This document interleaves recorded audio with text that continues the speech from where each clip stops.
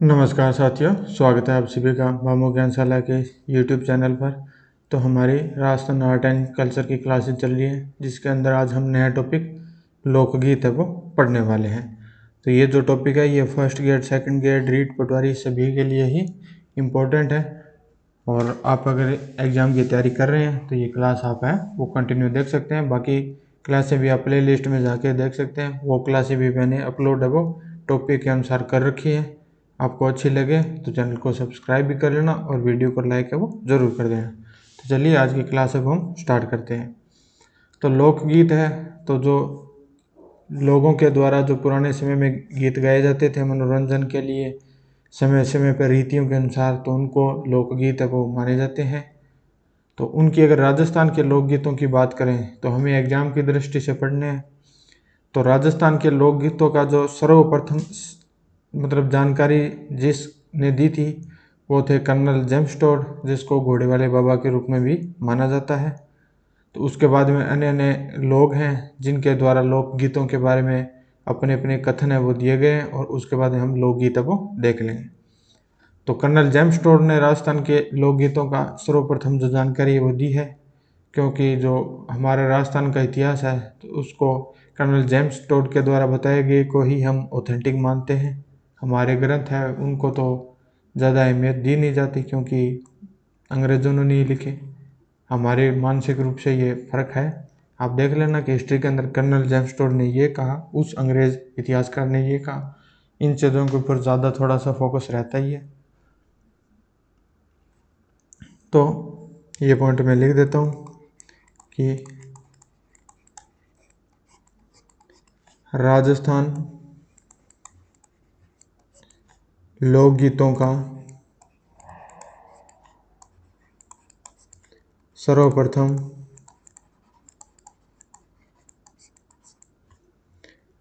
संकलन या जानकारी आप मान सकते हैं, संकलन कर्नल जेम्स टोड, ये इम्पोर्टेंट है इस पूरे लाइन में, कर्नल जेम्स टोड ने किया। उसके बाद में लोकगीतों के बारे में जो महत्वपूर्ण कथन है वो देख लेते हैं। तो लोकगीतों के महत्वपूर्ण कथन,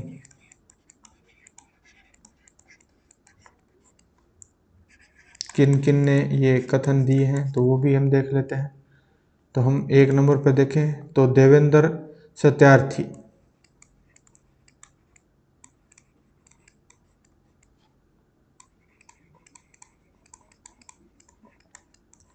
ये जो एक नंबर है, इन्होंने जो लोकगीत हैं इनके बारे में कहा है कि लोकगीत हमारी संस्कृति के मुंह बोले चित्र होते हैं।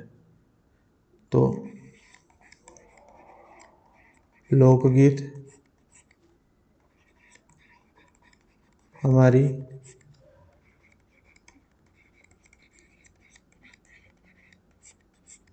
संस्कृति के मुंह बोले चित्र होते हैं।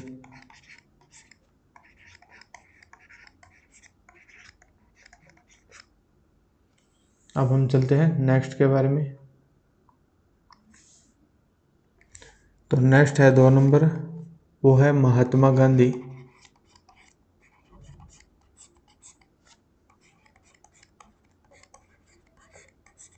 तो इन्होंने क्या कहा है, इन्होंने कहा है कि लोकगीत जनता की भाषा है तथा ये हमारी संस्कृति के पहरेदार है। ये कथन है तो इनको थोड़ा सा ध्यान में रख लेना। बाकी जो क्वेश्चन पूछे जाते हैं तो वो तो आगे आएंगे, वो मैं आपको बता दूंगा। लेकिन कभी हो सकता है कि आजकल जिस हिसाब से एग्ज़ाम आ रहे हैं तो उस हिसाब से पूछ ही ले। लोकगीत जनता की भाषा है तथा ये हमारी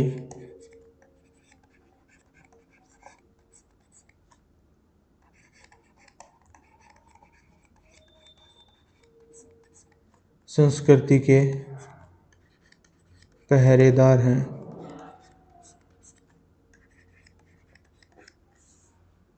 ये जो कथन है ये महात्मा गांधी का है। नेक्स्ट हम बात कर लेते हैं। नेक्स्ट हम 3 नंबर बात करें तो 3 नंबर पर आते हैं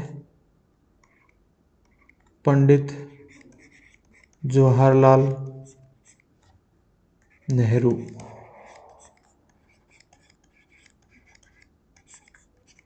तो इन्होंने क्या कहा? इन्होंने लोकगीत हमारी संस्कृति के सुखद संदेश ले जाने की कला है।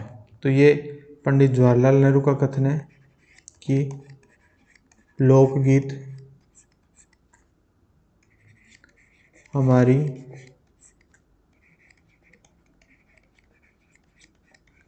संस्कृति के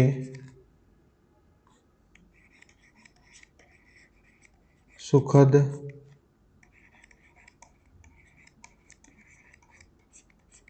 संदेश ले जाने की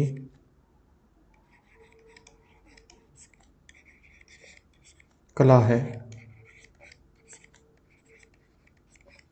ये पंडित जवाहरलाल नेहरू ने कहा। उसके बाद में जो हमारे आगे जो गीत आते हैं तो उनके बारे में भी हम देख लेते हैं। तो सबसे पहले जो हमारा गीत आता है वो 1 नंबर है केसरिया बालम बालम।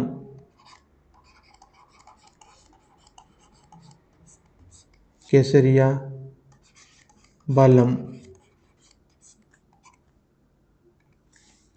इसकी अगर हम बात करें तो ये राजस्थान का राज्य गीत है।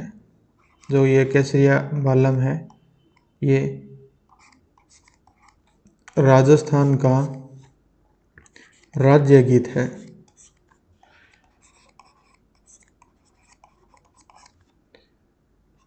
यह गीत है ये मांड शैली में गाया जाता है। यह गीत मांड शैली में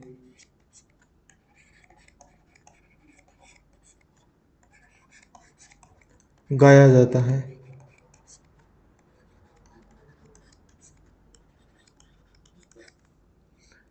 उसके बाद में इस गीत की विशेषता यह भी है कि यह एक रजवाड़ी गीत है। क्योंकि पुराने समय में ये जो शैलियाँ चलती थी तो ये राजा महाराजाओं के चलते थी क्योंकि ये ही जो संगीतकार है उनको अफोर्ड कर पाते थे, क्योंकि आम आदमी के पास तो इतना पैसा नहीं होता था। तो यह एक रजवाड़ी गीत है। रजवाड़ी गीत इसलिए है कि ये उस समय राजा महाराजाओं के पास पैसे होते थे तो वही ये गीत संगीतकार थे, इनको रख सकते थे, आम आदमी नहीं रख सकता था। तो इसलिए यह एक रजवाड़ी गीत है। यह एक इसकी एक विशेषता है। यह गीत नायिका द्वारा अपने प्रियतम के आगमन पर उसके स्वागत में गाया जाता है। यानी ये जो केसरिया बालम जो गीत है तो यह जो गीत है ये नायिका द्वारा अपने प्रियतम के आगमन पर गाया जाता है। यह गीत नायिका यानी जो प्रेमिका है वो अपने प्रेमी से नायिका द्वारा अपने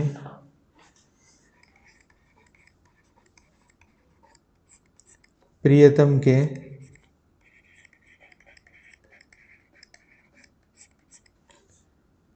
आगमन पर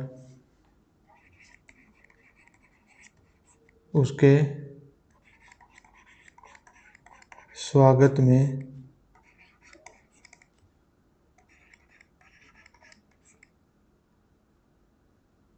गाया जाता है।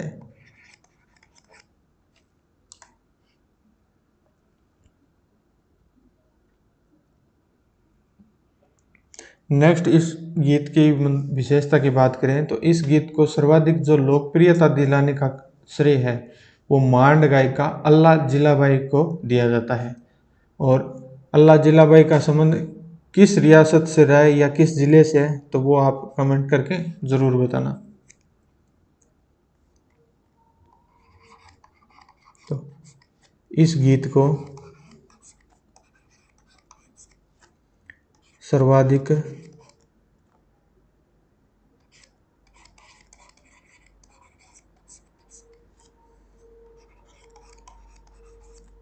लोकप्रियता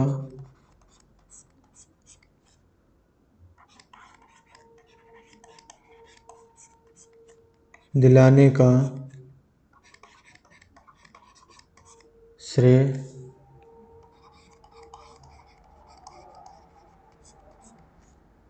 प्रसिद्ध मांड गायिका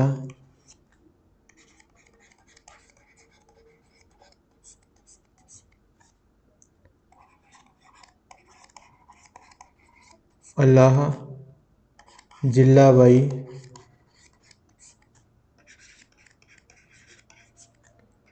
को दिया जाता है।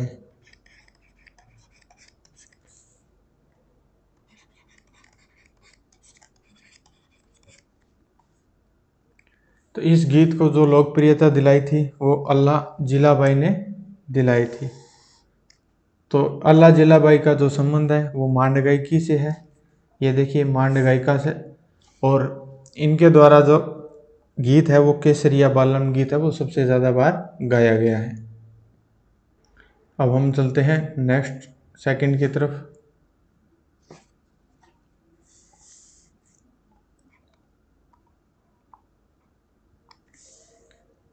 तो नेक्स्ट जो 2 नंबर हमारा गीत है, जो 2 नंबर गीत है वो है मुमल गीत।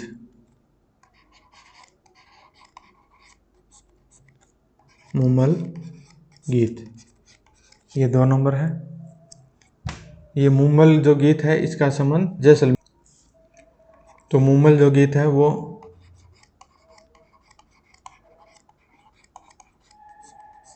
जैसलमेर का लोकगीत है।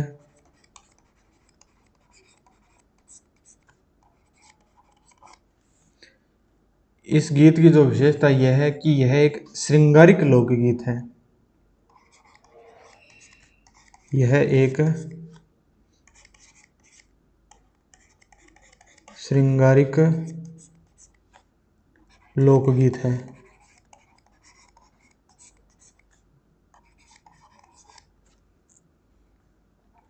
इस गीत में जो लोद्रवा की जो राजकुमारी मुमल है, उनके जो श्रृंगनाक से लेकर शिख तक जो श्रृंगार है उसका उल्लेख इस गीत के अंदर मिलता है। तो इस गीत में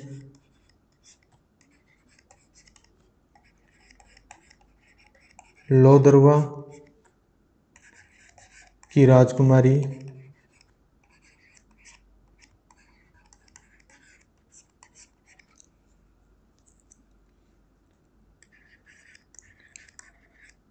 मुमल के नक से शिख तक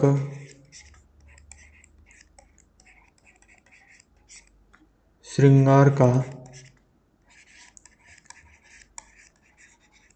उल्लेख मिलता है। मुमल गीत है ये, इसकी एक विशेषता है।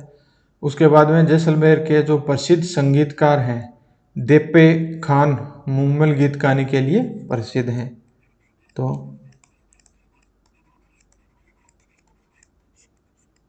जैसलमेर के प्रसिद्ध संगीतकार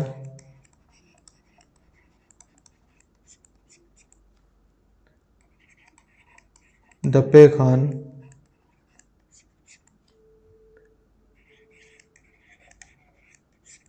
मुमल गीत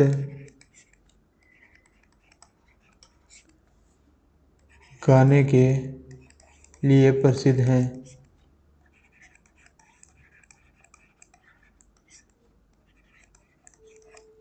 ये हो गया हमारा जो मुमल गीत है वो। नेक्स्ट 3 नंबर पर हम चलते हैं जो है जरोवा गीत।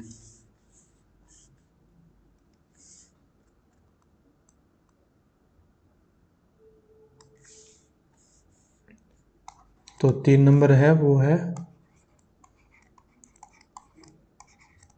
जरोवा गीत। तो ये जो जैसलमेर के पति है, जो जो जैसलमेर की स्त्रियां हैं, वो अपने पति के प्रदेश जाने पर विरहणी द्वारा जो गाया जाने वाला गीत है, यानी उनके इंतजार में जो गीत है वो गाया जाता है। तो इस गीत की विशेषता है क्या है कि जैसलमेर क्षेत्र में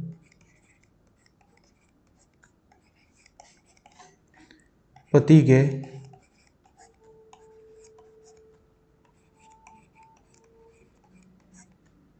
प्रदेश जाने पर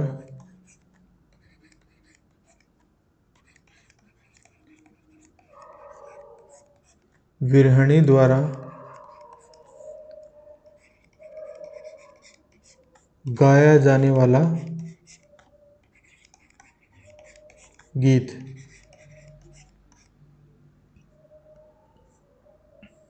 ये हो गया 3 नंबर। अब चलते हैं नेक्स्ट 4 नंबर पर। नेक्स्ट तो गीत है 4 नंबर, वो है मोरिया गीत।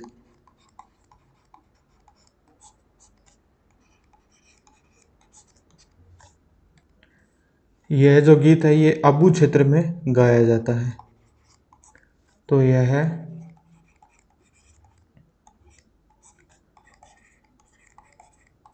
आबू क्षेत्र में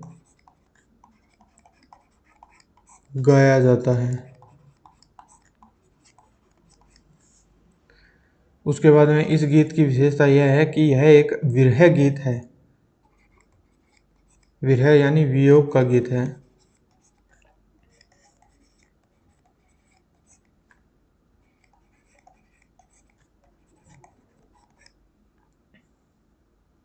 नेक्स्ट अब हम 5 नंबर की बात कर लेते। 5 नंबर जो गीत है वो है बिछुड़ो गीत।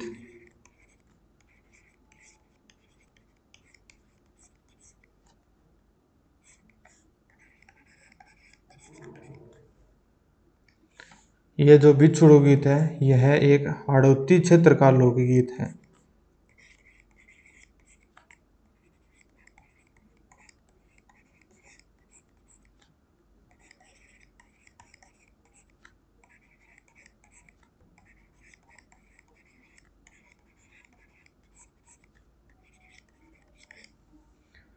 उसके बाद में इस गीत की जो विशेषता है वो ये है कि यह गीत है वो जो नायिका है वो मरते हुए अपने पति को कहती है कि वो उसके मरने के बाद दूसरा विवाह है वो करने का संदेश है वो इस गीत में दिया जाता है। तो इस गीत में नायिका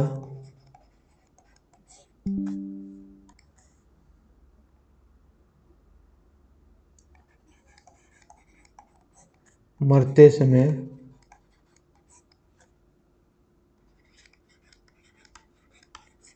अपने पति को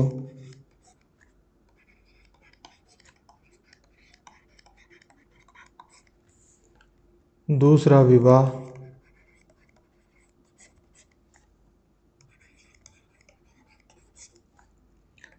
करने का संदेश देती है। यह जो बिछड़ो गीत है इसकी ये विशेषता है। नेक्स्ट हम 6 नंबर की बात कर लेते हैं। नेक्स्ट जो 6 नंबर गीत है वो है कुर्जा गीत।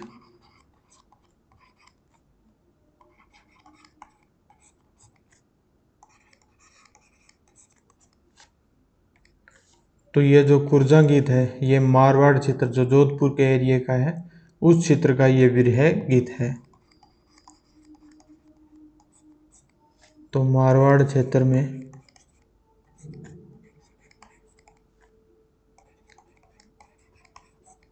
गाए जाने वाला विरह गीत।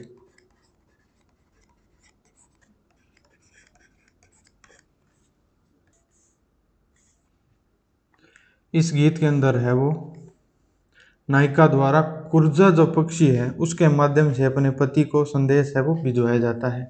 अब वो संदेश कैसे भिजवाया जाता है कि उस समय ये जयपुर जैसलमेर ये अपने आप में एक देश होते थे। तो जब इनके पति दूसरे देश में काम करने के लिए चले जाते थे तो इसलिए उनके जो विरह में ये गीत है वो गाया जाता था। तो इस गीत में नायिका द्वारा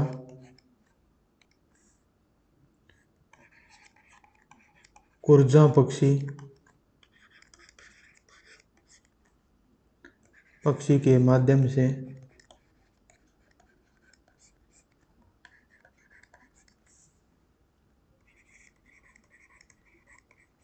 से अपने पति को संदेश भिजवाया जाता है।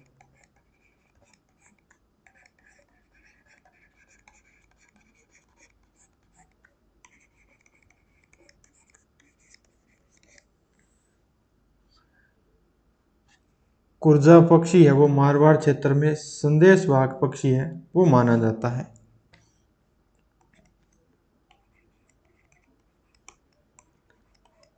कुरजा पक्षी को मारवाड़ का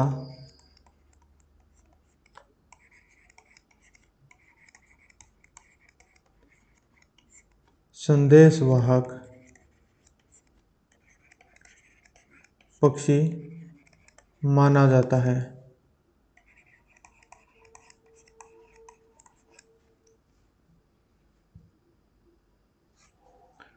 और इसका जो लास्ट पॉइंट है वो ये है कि खिंचन को कुरजा नगरी कहा जाता है।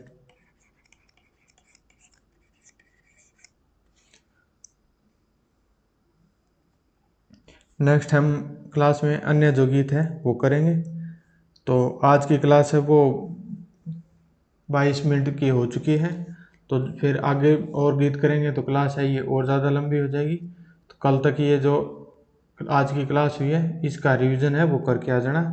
तो आज की क्लास में हम इतना ही करेंगे। वीडियो को इतनी पूरी देखा है तो लाइक करके जाना, और अच्छी लगी हो तो किसी के साथ शेयर करने की इच्छा हो तो शेयर कर देना, और चैनल को सब्सक्राइब नहीं किया तो सब्सक्राइब कर लेना। मिलते हैं नेक्स्ट क्लास में, तब तक के लिए जय हिंद जय भारत।